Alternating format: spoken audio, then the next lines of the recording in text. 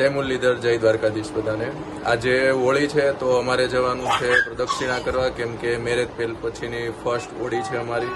તો એવું હોય છે કે હોળીમાં નવા કપલ હોય એ લોકોને દૂધ ને શ્રીફળ ને એવું બધું લઈને જવાનું હોય અને ગોળ પ્રદક્ષિણા કરવાની હોય છે. તો એટલા માટે જો હું બી તૈયાર થઈ ગયો છું, શિલ્પા બી તૈયાર થઈ ગઈ છે.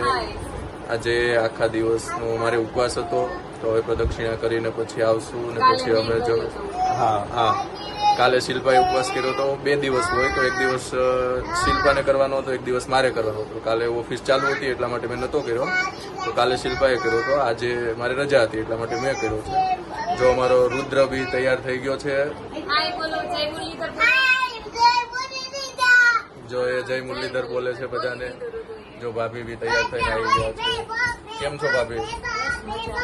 શું વળી આવું ને પગે લાગવા તમારે? તો હમણાં અમે બધા જઈએ હોળીમાં પગે લાગવા.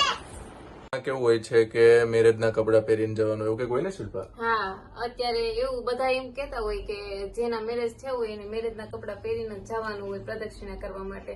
પણ આની પાછળની શું સ્ટોરી હોય કે અમને ખબર નથી. જો તમને કોઈને ખબર હોય તો તમે કમેન્ટ કરીને જરૂરથી જણાવજો કે હોળીની પ્રદક્ષિણા કરે તો નવા જે લગ્ન થયા હોય એ લોકો શા માટે મેરેજમાં પહેર્યા હોય એ જ કપડા પહેરીને પ્રદક્ષિણા કરે.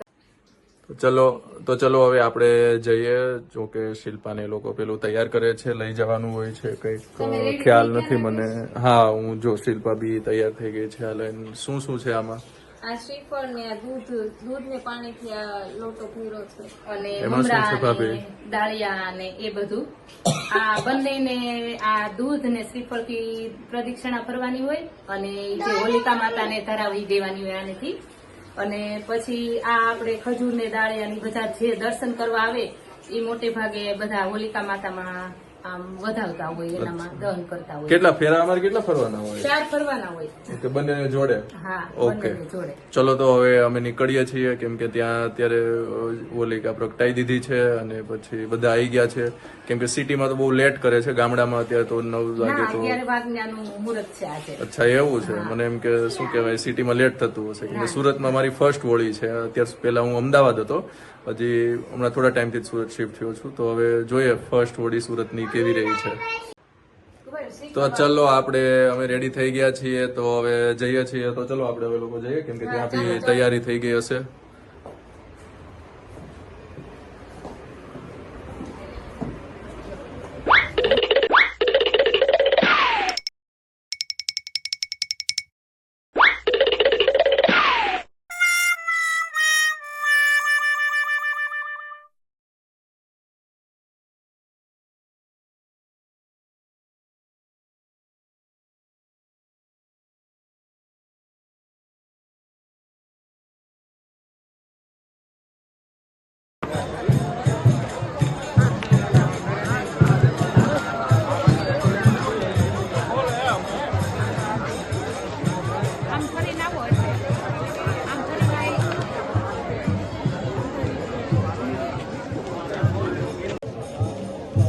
પ્રદક્ષિણા પતાવી દીધી છે.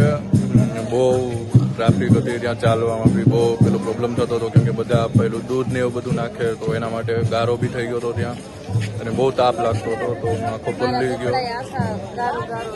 હા, શિલ્પાના કપડાં બી પલળી ગયા છે, મારા કપડાં બી નીચે ગારા વાળા થઈ ગયા છે. તો હવે જઈએ ઘરે અને ઘરે જઈને કપડાં ચેન્જ કરીએ.